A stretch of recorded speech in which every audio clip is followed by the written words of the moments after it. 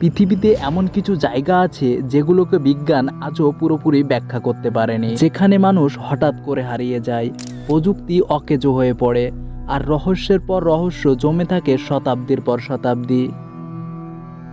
আজকের রহস্য dragons triangle, যাকে অনেকে বলে প্যাসিফিকের বারমুডা ট্রায়াঙ্গেল।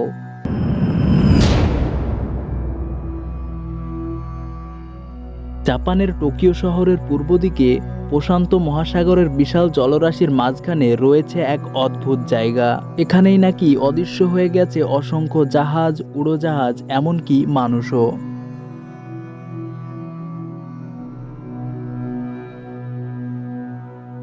কথিত আছে জাপানের এক বিখ্যাত গবেষণা জাহাজ আইয়ুমারু 5 1952 সালে এক এলাকায় প্রবেশ করার পর হঠাৎ করে উধাও হয়ে যায়। জাহাজের 31 জন ক্রু সদস্যের একজনকেও আর খুঁজে পাওয়া যায়নি।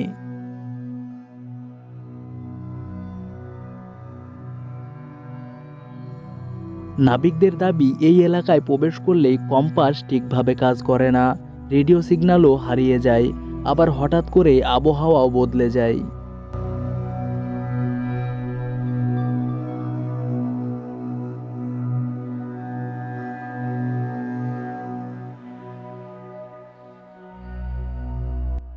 স্থানীয় লোকেরা একে ডাকে মাউনো উমি, অর্থাৎ ড্রাগনের সাগর। তাদের বিশ্বাস সমুদ্রের গভীরে লুকিয়ে আছে এক ভয়ঙ্কর ড্রাগন, যে তার ক্রোধে জাহাজ ও মানুষ টেনে নিয়ে যায় অজানা অন্ধকারে।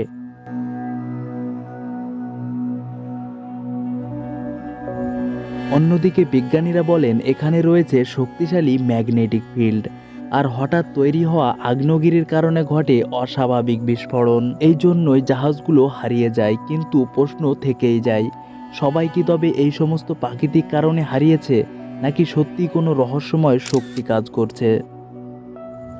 ড্রাগনস ট্রায়াঙ্গেল পৃথিবীর বুকে আরেকটা অমীমাংসিত রহস্য।